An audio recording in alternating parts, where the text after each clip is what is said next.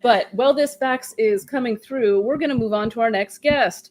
Next up, we have the lovely, the wonderful Dr. Carlota Berry, who has been a wonderful community member who is currently muted and will probably demute herself in just a moment.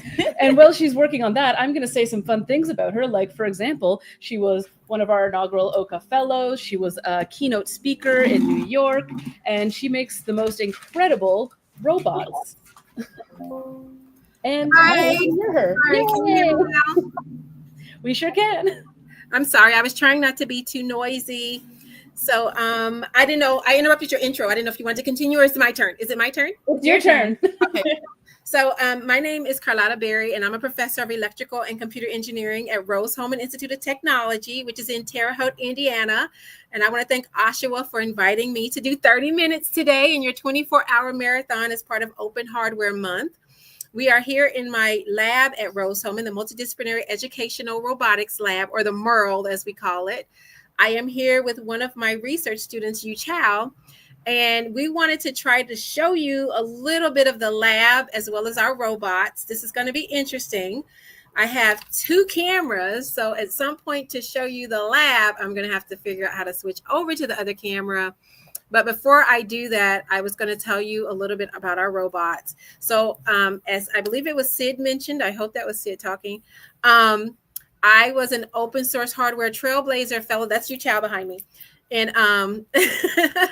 in 2022, and when I spoke at New York, I spoke about my flower bots, and they're so named because I wanted my robots to grow with the user.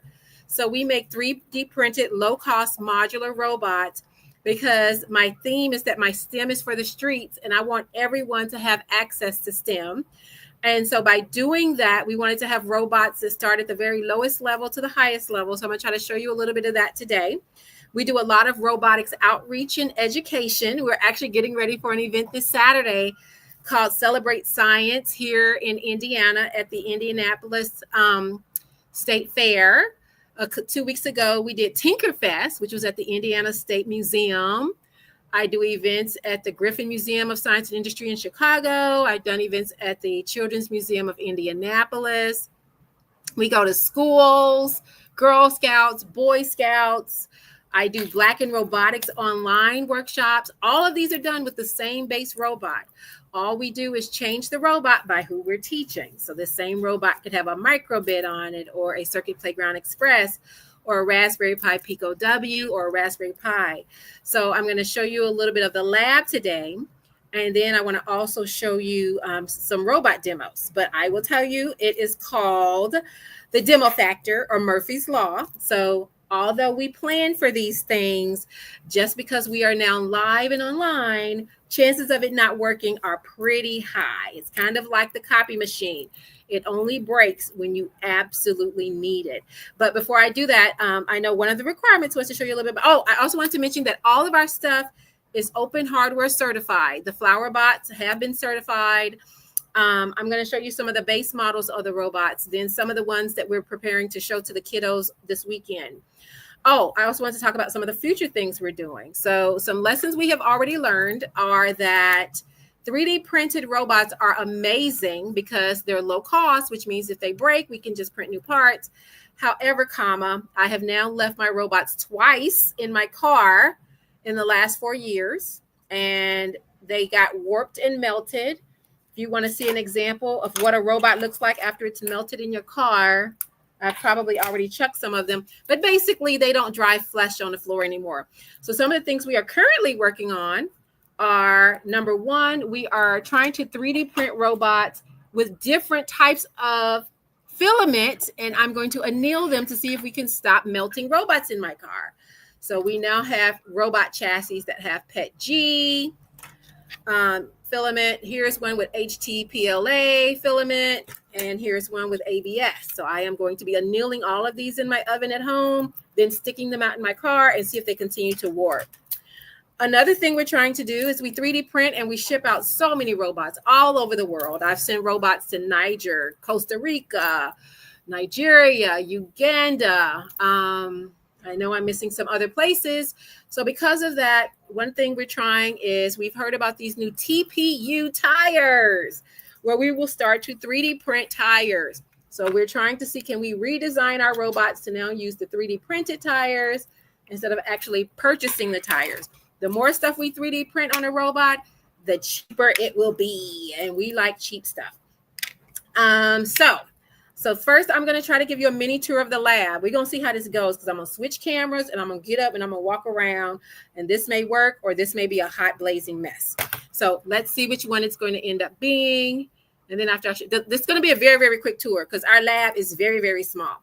We are a very small school. I have 6 Rose-Hulman research students from sophomore to senior year.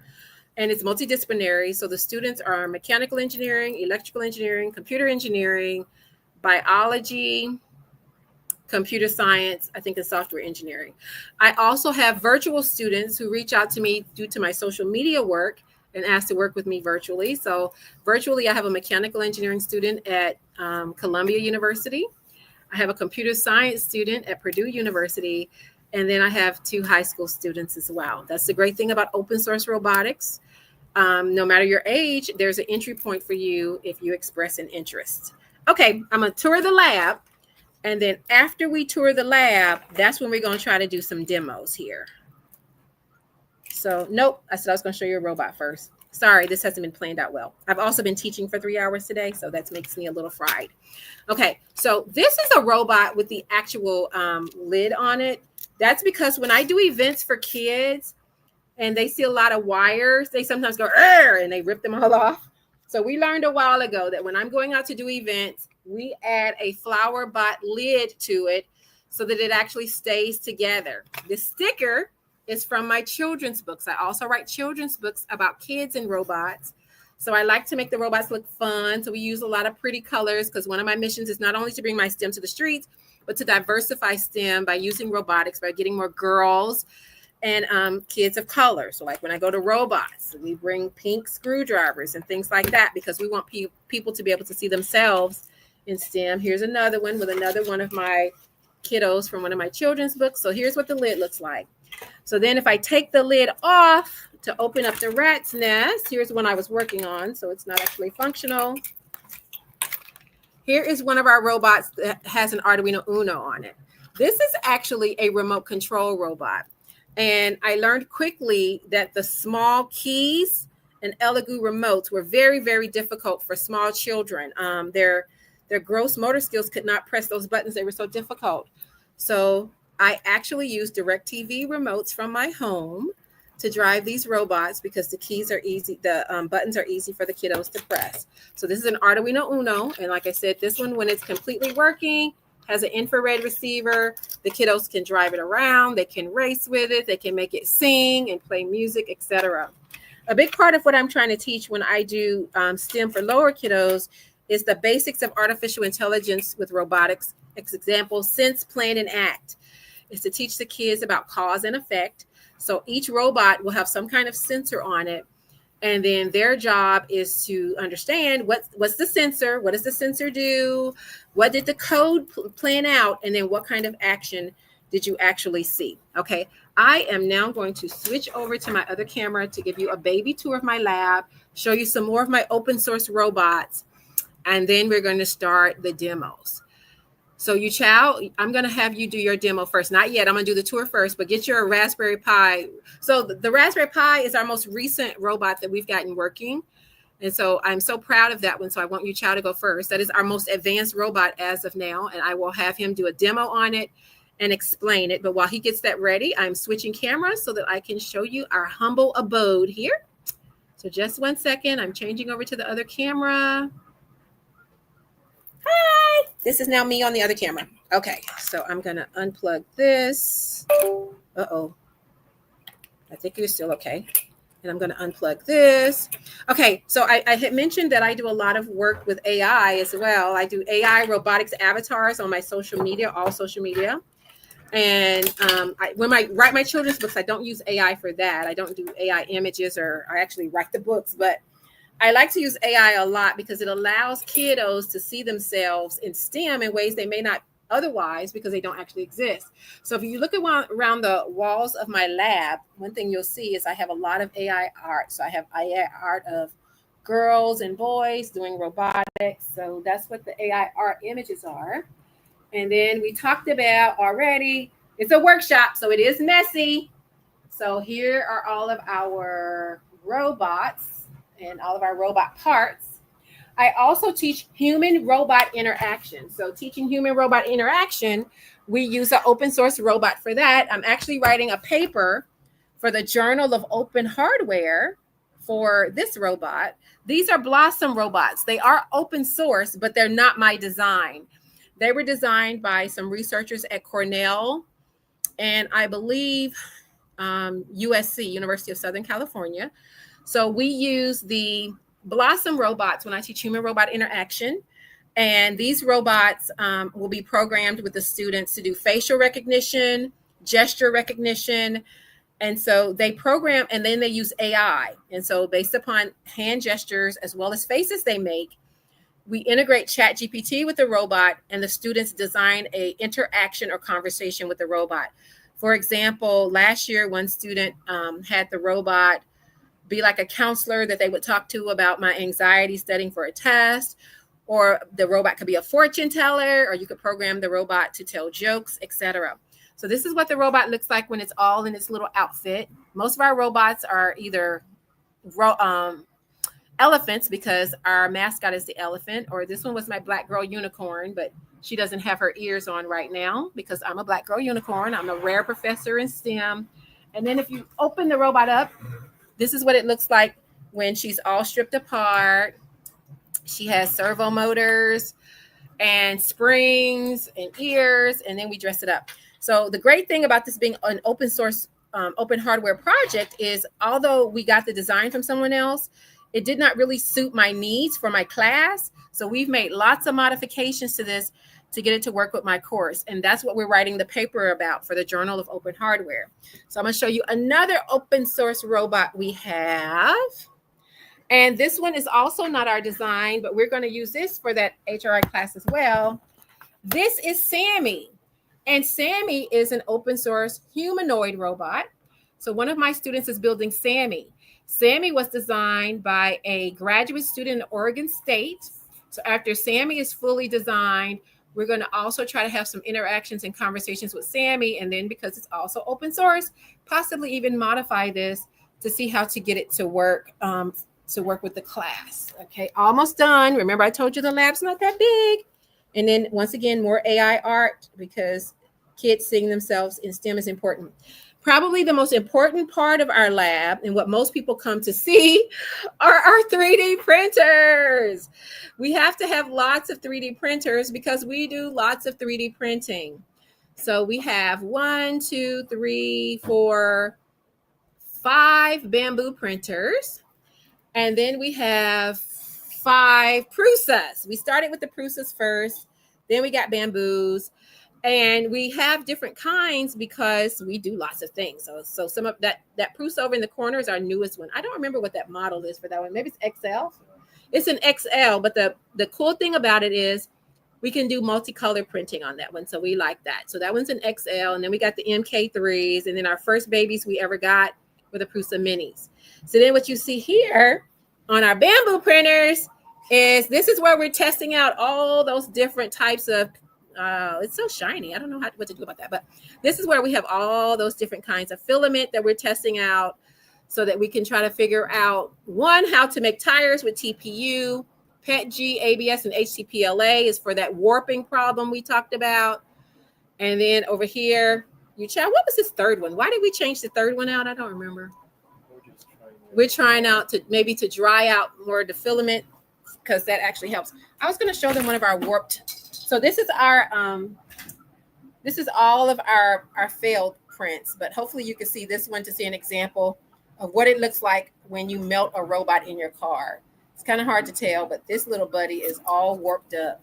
So the good thing also is we go through a lot of filament, but here in Terre Haute, there's a company that takes this discarded filament and recycles it. So they actually turn all of our discarded filament into things like ashtrays and other things that people can purchase. Okay, we are now ready for our demo. So the first demo is going to be Yu Chow, and Yu Chow is going to show you a Raspberry Pi Lilybot. These are all Lilybots with different controllers. So Yu Chow, the camera is on you now. If you want to talk a little bit and put it on the floor, I will point the camera down at the floor. Okay, so let me figure out how to put it down at the floor. And if you want, I think they can hear us talking. I think they would have told me by now if they can't. All right, there we go. Camera pointing at Raspberry Pi robot on the floor. And I'm going to plug this back in so you can see. So that, yeah, that's what they can see right now. Okay. Hello. Hi. So this is our Raspberry Pi Lily robots. We got the lower chassis, the upper chassis. The lower chassis gives a space for our lovely power banks, and then the upper chassis gives a space for our controller. You can see the main controller is the Raspberry Pi, and on the top we added the groove system head. The reason we are using the groove system is it makes sure the wiring gonna be much easier than using the breadboard. So, for example,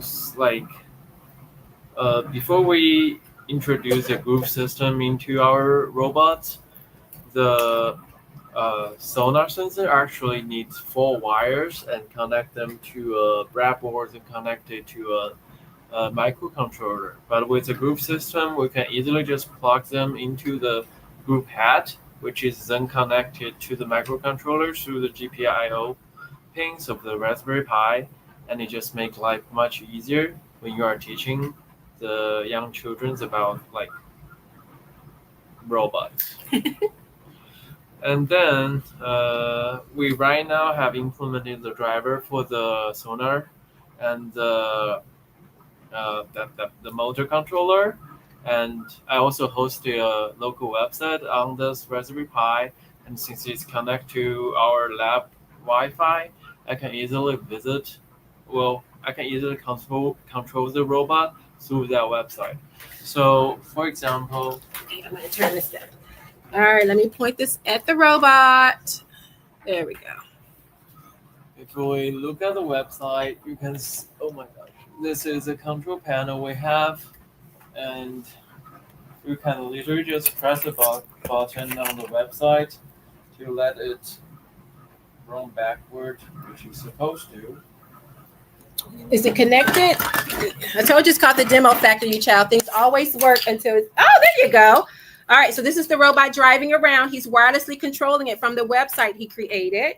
So we can do backward, we can do forward, which potentially because of the power of the smaller, mini motor controller is not enough. Sometimes you cannot make sure both wheels is running.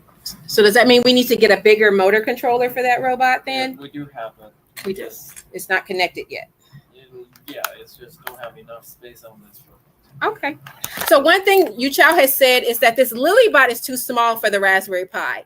And we were planning for that. So one of our future steps is going to be to change over to the Daisy bot or the Rosie bot, which is a bigger diameter robot. Then we can add a bigger breadboard, a bigger motor controller as well. And we can let it pivot right actually. Pivot left. Then we can let it turn right, turn left. And let's go backward and start obstacle avoidance demo.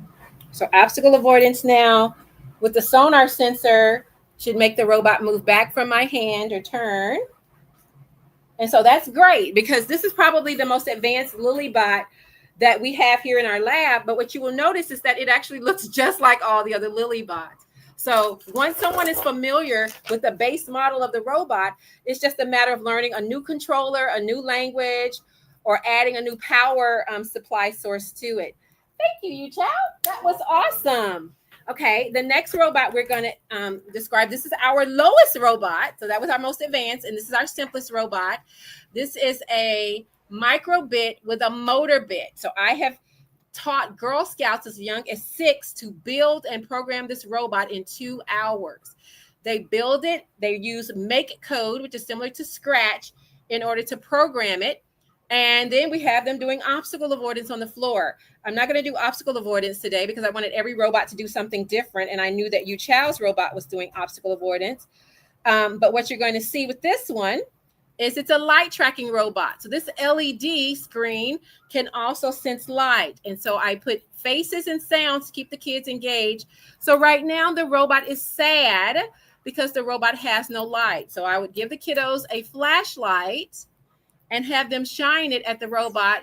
And what you will see is that as the light gets brighter, the robot makes noise, it makes sound, and it moves.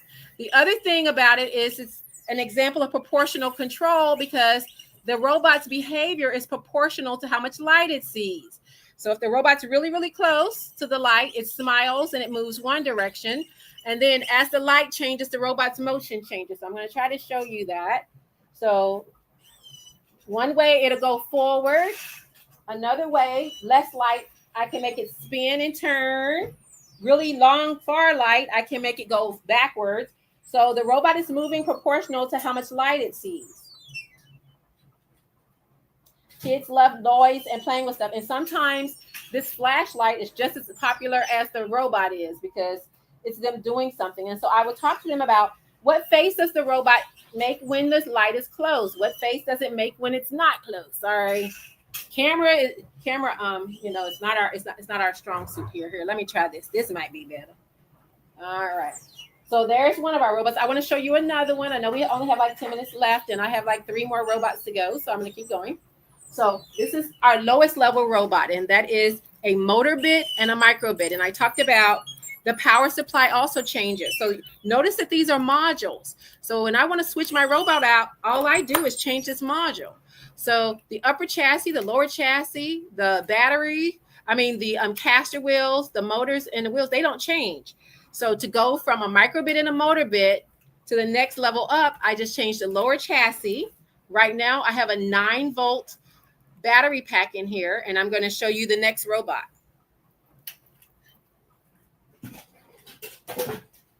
So here is our next robot. This robot is a Circuit Playground Express. Circuit Playground Express does have a breadboard on it, but it's the exact same robot. Cool thing about that. So here's a new module for the power. And instead of a 9-volt battery, this one actually has a power bank. When I take the robots out and do one of my robot road shows, I typically will put a power bank on it because obviously these are going to last longer and I don't have to keep changing out batteries. We do use rechargeable batteries sometimes as well, but they just don't work as well as traditional batteries. So we just put power banks. These are like hand warmer power banks, so they work out really well. And the great thing about our GitHub is all of these designs are on our GitHub, the 3D printer files as well as code. It's also on Instructables and Hackster.io.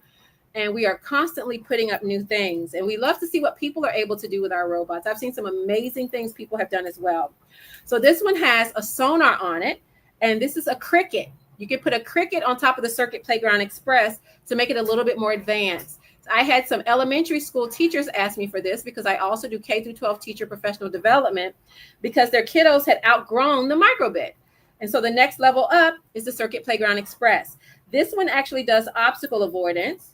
So what happens is it has red lights unless the robot sees something. Similar to proportional control, the robot moves based upon how much of an obstacle it sees. So once again, it may go backwards if something's really close. It may turn if it's kind of close, and it may not if it's a little bit further out. So once again, if I show the kiddos both robots, I can ask them, what was similar to the way this behaved compared to the light tracking robot? So then if we put this one on the floor, so we see when I'm at that distance, the robot turns.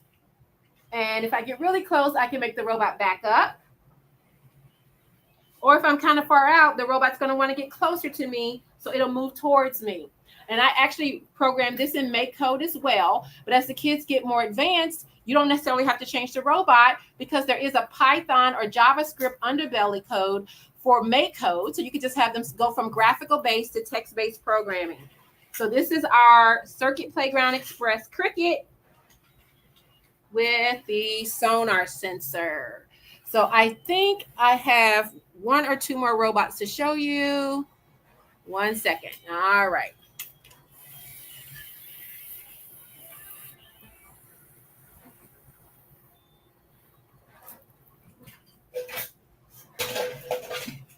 Sorry, no, one more robot, and then I can talk to you a little bit about where we plan to go next in our lab. So here's another one. This is actually our Arduino Uno robot.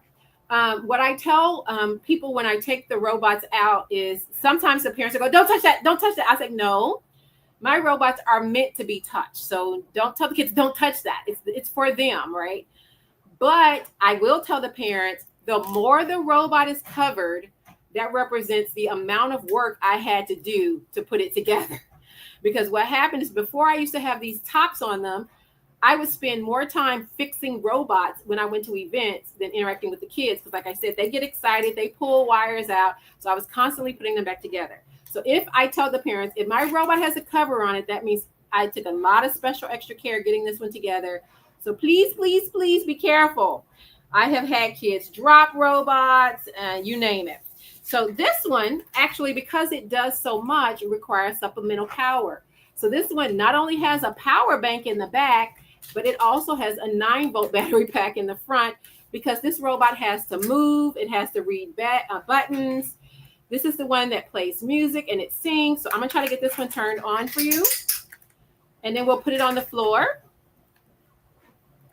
And I am very proud of us so far because so far, our demo has not been a complete nightmare. Yay for us. Okay, so here's our button robot. So once again, cause and effect. I will tell the kiddos that a button is like a touch sensor. People have 5 senses. So robots also have sensors. And some of them are like ours. So a button is like a touch sensor. A sonar is like our sight.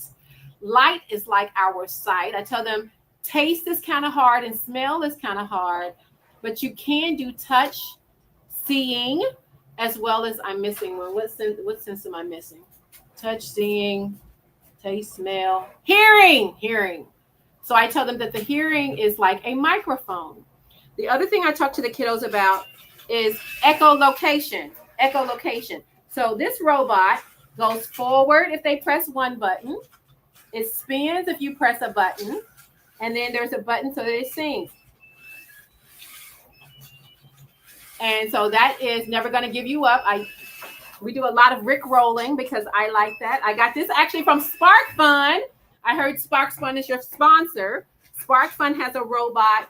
And some years ago, they had Rick rolled on that one. So we use this Rick roll song every time because it works well. And I've actually had kids recognize it because there's actually commercials now that use this song, believe it or not. And so it plays a little bit of Never Gonna Give You Up. All right, so that is our last robot. I'm gonna bring the camera back up to me to wrap up. So give me 1 second. So this is giving you just a little bit of taste of our lab. And some of the things we're working on next is we want to do robot teaming. I want to see if we can get some heterogeneous as well as some homogeneous robots to team together, maybe to do mapping or swarming. I have a student using a Raspberry Pi. I did not expect to get Rickrolled. I have a student. My student at Columbia is doing mapping with a robot that has a Raspberry Pi Pico W on it. We have so much going on. We're trying to get SLAM working on the robot. Like I said, we're trying to scale the robots up to do more with that Raspberry Pi. We just got a lot happening around here. But once again, I want to end by thanking Oshawa and the Open Hardware Association for inviting me to share my Lilybots. And we're constantly growing and learning. And there is an infinity in the robot. I always mention this as well, because we want there to be infinite opportunities for you to learn and grow with a robot. Amazing. Thank you so much. That was an incredible speed run of a demo. We got to see so many robots so fast. And it's always lovely to see what you're up to, Carlota. Thank you so much for coming on. And we'll talk to you soon. Bye-bye.